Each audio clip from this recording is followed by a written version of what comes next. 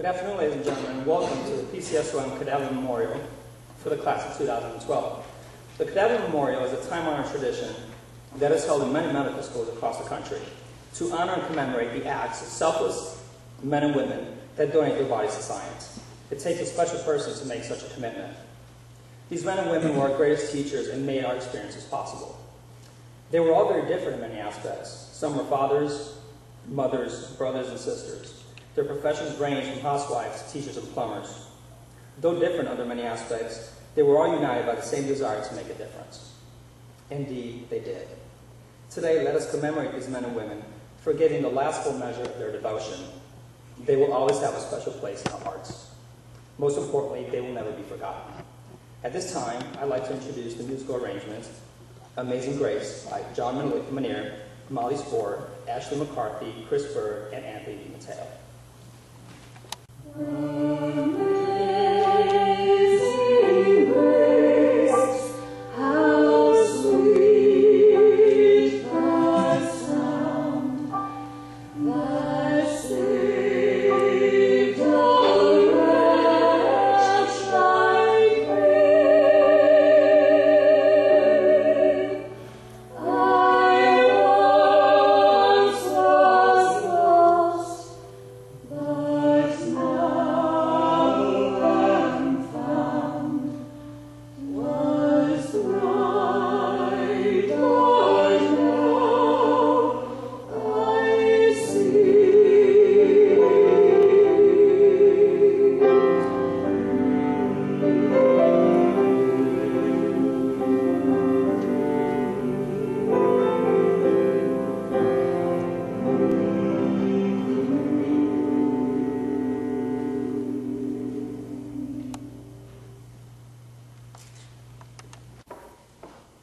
Treat a patient, you win, you lose. But treat a person, you'll always win. This is a quote by Dr. Hunter Patch Adams, an amazing philanthropist that is a strong advocate for proper patient care. Interestingly, this is also a lesson that was taught to us in anatomy lab. Although we never really got to know these donors, they were people, and just like any patient that we will treat in the future, they played roles in the community, such as librarians, coal miners, and waiters. However, when they entered anatomy lab, they played their final roles as teachers. I remember feeling nervous excitement just before anatomy lab started because I knew that the lessons were going to be challenging. We never really knew what surprises Constance would have planned for us, but I can say one thing: she was a fantastic teacher. She taught us patience, kindness, and respect, along with the lessons that were planned that day. Sometimes she revealed to us the pain that she lived with, and at times it reminded me that she was, in fact, a real person. I would find myself saying, "Oh, poor Constance," because I knew that the life that she had not always been easy to her. This nature and regard for her created a possessive understanding that she was our teacher, and she was to be respected by everyone that got to meet her. Some mornings we would even say, "Good morning, Constance," just before we got to start on our lessons. Other times, I would feel guilty complaining for Constance because she did make such a sacrifice for us to learn. Her sacrifice is one of the purest forms of true philanthropy that I could ever imagine. She showed us what it was to give of oneself, literally. She didn't know me or any of my lab partners when she decided to donate her body. I can only imagine she was trying to improve others' lives through her own misfortune.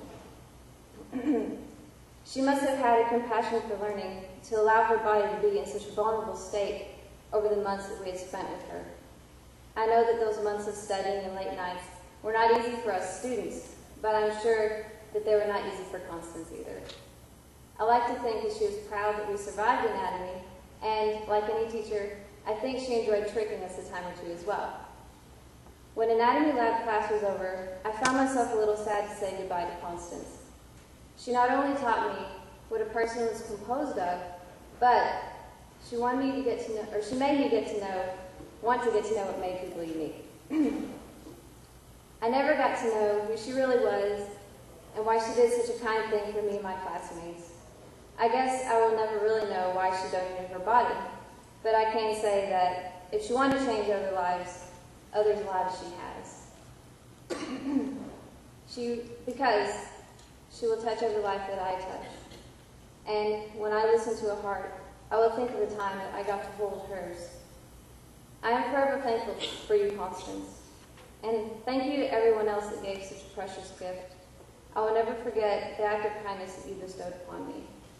I want you to do me a favor. Think back 10 years ago. Who are you? I'd say that you're probably finding yourself somewhere between high school and college. A few of us were in junior high, and a few of us were in our second or third career choice. Did you know that life had chosen for you to be a physician? Maybe you've known since you were little, or maybe you figured it out somewhere along the way. Now, think of your cadavers. What do you think they were doing 10 years ago? Had he or she already decided to donate their bodies? Had they even thought about it? Where did they live or work, and what kind of family and friends did they have to support them? You know, this journey we call life is just a funny thing. Just a year ago, we were each scattered all over the country. Think back to then. Did you know you had even gotten into school? Had you decided to come to PCSOM? We all had different opportunities, yet here we all are in this class together. We arrived in August to share the experience of becoming caring, compassionate physicians. For whatever reason, you ended up in Pikeville College's School of Osteopathic Medicine's class of 2012. You know, just a year ago, for some of our donor bodies, that means they were still alive. Sometimes that's really hard to imagine for us because of the manner in which we met them and knew them. It can be difficult to realize that they lived lives so recently ago. It was April when Miss Luella passed away. I wonder if she had been sick. Had she realized that death was approaching? The one thing she did know, that like all the other donor bodies, was that when her time would come, she would still have more to give. It was significant to each of us the day we met our teachers. It's hard to imagine the amount of selflessness they each must have possessed. They had to have been very caring people who had a desire so strong to help others that they found a way to do so even beyond their death. They must have put others before themselves. And what other qualities did their personalities take on? Did they have a sense of humor? Had they been athletic, charismatic, or most likely optimistic? Through the dissection process, though, I believe they talked to us. They told us that as much as each of us are alike, we are all also very different, that things don't always go by the book. Sometimes Netters is wrong. And they also told us that life isn't always so pretty. Sometimes it involves knee and hip replacements, pacemakers, hernias, and sores.